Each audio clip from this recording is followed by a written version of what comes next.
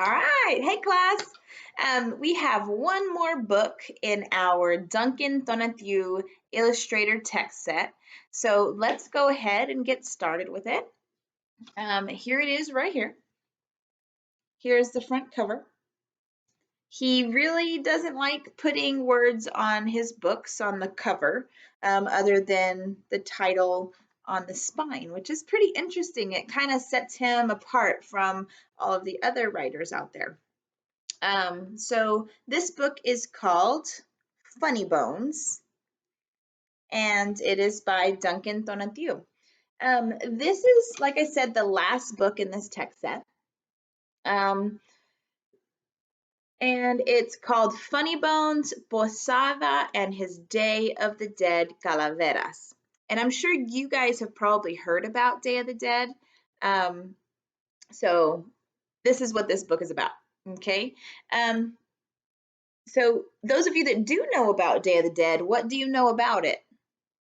Why is it significant? It's called either Day of the Dead or in Spanish, Dia de los Muertos. So what do you know about that day or holiday? So you'll find out more about this celebration and discover who Posada and his calaveras are as you listen to the book. So let's find out. Really quickly, here is the span of front and back. And let's go ahead and get into this final story. Funny Bones, Posada and His Day of the Dead Calaveras by Duncan Tonatiuh. Skeletons riding bicycles, skeletons wearing fancy hats, skeletons dancing and strumming on guitars. We call these festive bony figures calaveras. In Spanish, the word calavera means skull. A lot of things that are associated with skulls and with El Dia de Muertos, the Day of the Dead, are called calaveras. For example, there are calavera drawings, candy calaveras, calavera poems, and calavera toys. The skeleton figures are not scary. In fact, they look as if they're having fun. They are the creation of Jose Guadalupe Posada, and this is his story. Think about the title of the book, Funny Bones. Does it make more sense now? Now that they described this and how the skeletons or calaveras are, they technically they technically look happy. That kind of makes sense to me now. Okay. In 1852, in a small home or in a small house in the Mexican city of Aguascalientes, Jose Guadalupe Posada was born. Lupe, as everyone called him, was the son of a baker and the sixth of 8 children. Lupe's older brother, Cirilo, became a teacher. He taught Lupe how to read and write. Lupe loved to copy the drawings he saw in prints and in the books at school. Cirilo noticed how well Lupe drew and helped him enroll at a local art academy.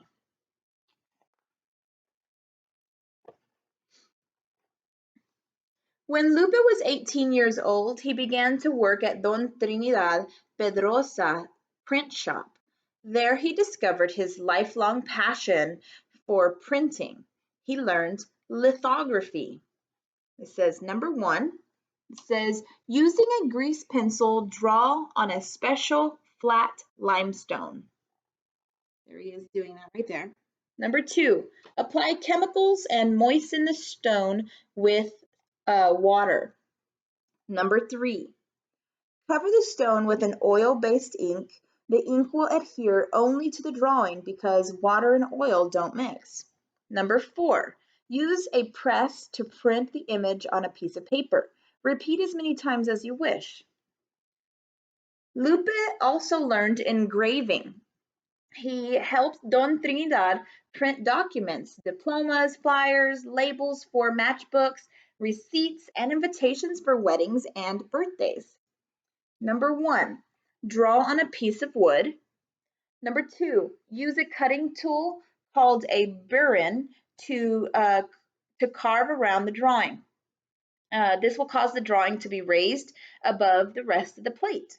Number 4, use a press to print the image on a piece of paper. Repeat as many times as you wish. Number 3. Oh, wait, I think I went out of order, but you kind of get the deal.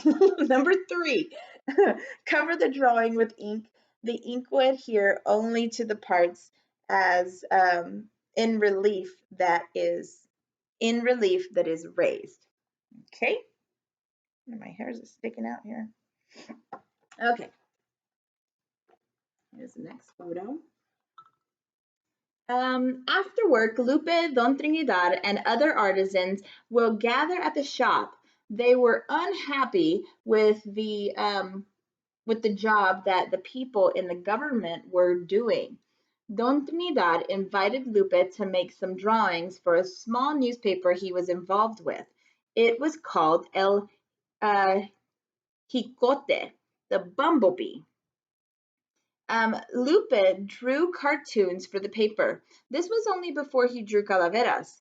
In one of his drawings, Lupe drew some local politicians climbing a pole and stepping over one another. By making the men look silly, he showed their greed and any other bad traits. Readers of El Jicote agreed with Lupe's point of view and laughed when they saw his cartoons.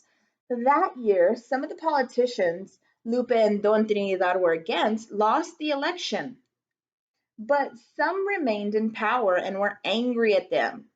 To avoid trouble, Lupe and Don Trinidad decided to move to a nearby city of Leon. Okay, so what does this scene tell you about Lupe and what was important to him? Okay, let's move on. Lupe lived in Leon for many years. He opened his own print shop, and everyone began to call him Don Lupe as a sign of respect. He married Maria de Jesus Vela, and eventually they had a son. They named him Juan Savino, in addition to his printing work. Don Lupe began to create illustrations for books and pamphlets. He also taught lithography at a local school. He became successful and well known in the region.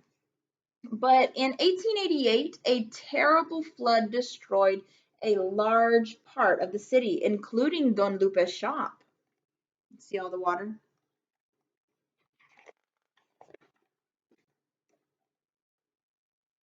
Don Lupe, his wife, and his son moved to Mexico City, the capital of the country. Don Lupe worked as an illustrator and a designer in several print shops. Eventually, he was able to open his own shop near the Zocalo, the city's main square. One of the men Don Lupe worked with was Antonio Venegas. He published intriguing stories on large sheets of bright paper called broadsides. The tales were about a wide range of topics, including scary creatures, fires, miracles, violent crimes, heroes, bandits, cockfights, and bullfires.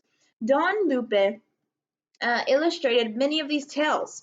Paper boys sold the inexpensive broadsides on the streets for a few cents, and people, even people who couldn't read, bought them. They were fascinated by Don Lupe's drawings.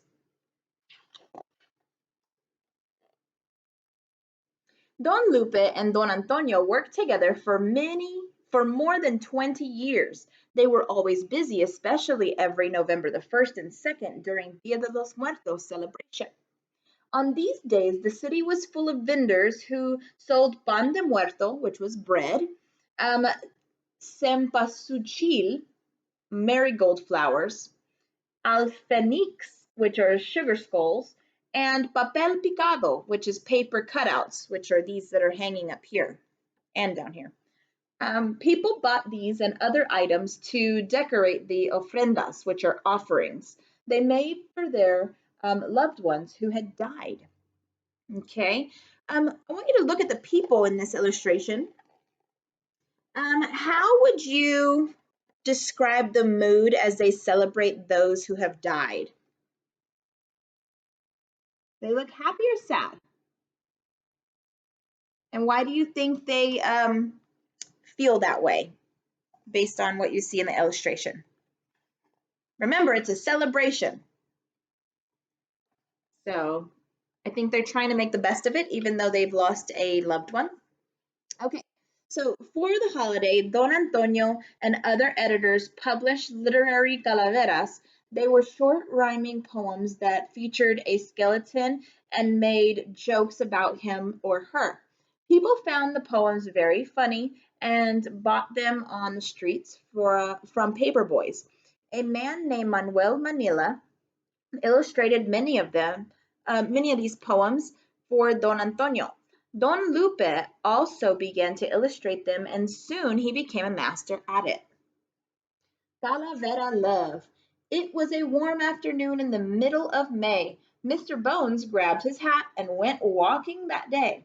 When he noticed a beauty on the opposite street, he ran toward her and kneeled at her feet. You are the prettiest girl I've seen in my life. Please marry me. Please be my wife.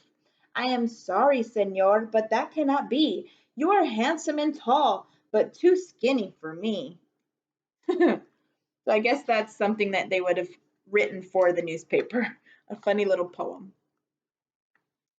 Don Lupe and Don Lupe had a lot of work. He was busy all the time. He began using a printing technique that was quicker than lithography and engraving. It was called relief etching.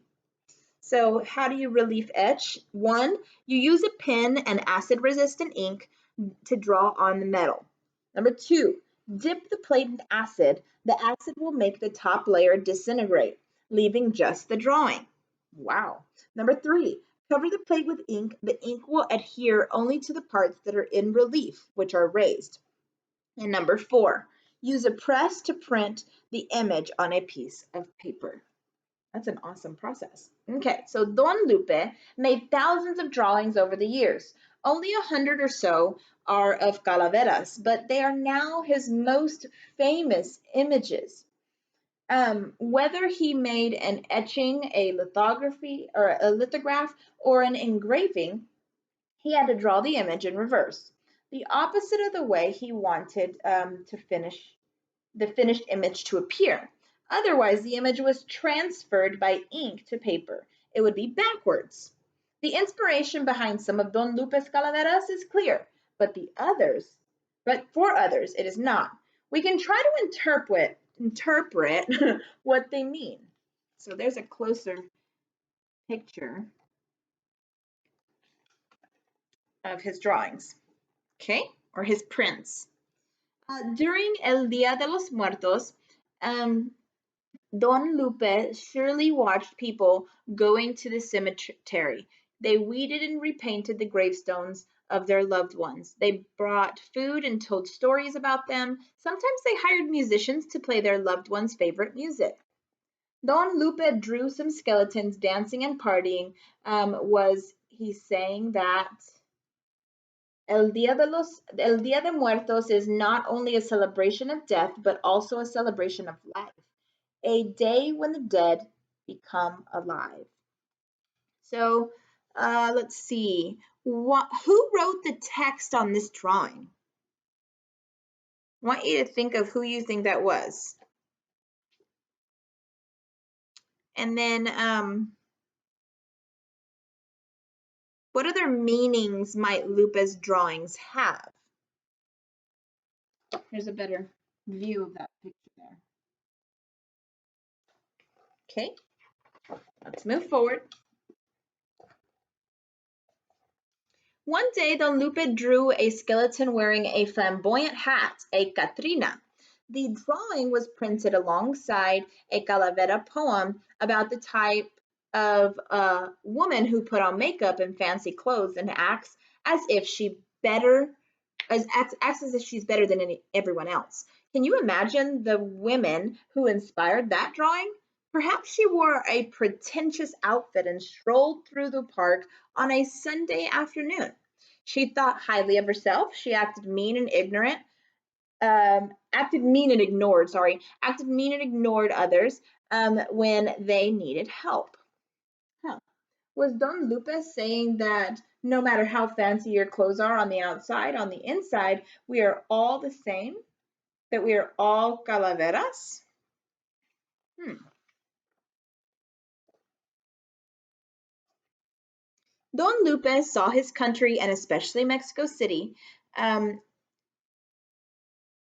change dramatically during his lifetime. When he was a boy, people walked or rode on horses or in carriages. Now he saw people riding on bicycles. He saw streetcars travel on tracks through the city. Everyone seemed to be going faster and faster. Don Lupe drew some wild skeletons racing and trampling one another. Was he saying that we can try to go faster, but one day we will all reach the same finish line and become calaveras? Huh. 25. Let's see. Um, Notice how comical the skeletons are in this drawing right here. They're kind of funny and silly looking, aren't they? Okay. In 1910, when Don Lupe was 58 years old, a terrible conflict began. Today, it is referred to as the Mexican Revolution. Thousands of farmers and workers throughout Mexico were angry because they worked very hard but could barely earn enough money for their families to live on. The laborers grabbed rifles, machetes, sticks, and any weapon they could find to fight the government and the wealthy landlords it protected. But the rebellious groups that formed in different parts of the country did not work together. They began to fight not only the government, but one another as well. And things spun out of control. Thousands of people lost their lives. Most of Don Lupe's calaveras are festive and fun, but the ones that he drew about La Revolucion are aggressive and fighting and frightening. Was Don Lupe saying that sometimes calaveras are not a laughing matter? Look at that. They look really upset and aggressive, like it says in the text. Not happy at all. So, how do you think Don Lupe felt about the revolution when he drew this photo? Based on what we've seen already about the calaveras that he draws, I would say he was not happy because all of his calaveras were funny, comical, they looked silly, and then all of a sudden these calaveras were not that way, right? I don't think he was happy about it.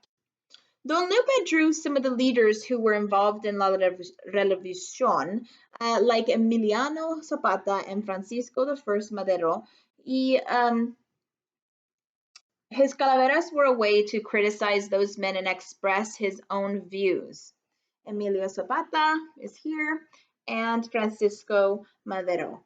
He would praise them if he agreed with their decisions and actions, but he would ridicule them if he disagreed with them, just as he had poked fun at the politicians in Aguascalientes when he was a young man. Was Don Lupe saying that even powerful leaders one day become calaveras? They're their calaveras. Don Lupe drew calaveras of famous men, but he also drew calaveras of people around him, like the men who swept the streets and the people who worked at print shops. He even drew a calavera of his friend Don Antonio. Was Don Lupe saying that calaveras are all around us? That we are all calaveras whether we are rich or poor, famous or not? Don Lupe died on January 20th, 1913. Many people were familiar with his drawings and his calaveras, but very few people knew the artist who was behind them. It was years after his death that historians and artists such as Jean Charlotte and Diego Rivera began to wonder who had drawn such wonderful images. Today, Jose Guadalupe Posada is not called Don Lupe anymore. He is simply called Posada, which is the way he signed his work. His art is celebrated in Mexico, in the United States, and around the world. Some people even dress like Catrinas and parade on the streets during El Muerto, Dia de Muertos. And on that special day, there is also somewhere an altar with an ofrenda to remember the great Don Lupe Posada. What would Posadas calaveras look like nowadays? They're trying to show the modern day calaveras, I guess. Normal kids, normal people. All right. That's the end of our story, you guys. I know that one was interesting and different, but I thought it was really neat how we got to learn about a specific person and his life and his passion. So that's really good. All right, you guys. Thanks for listening. I will see y'all later. Bye.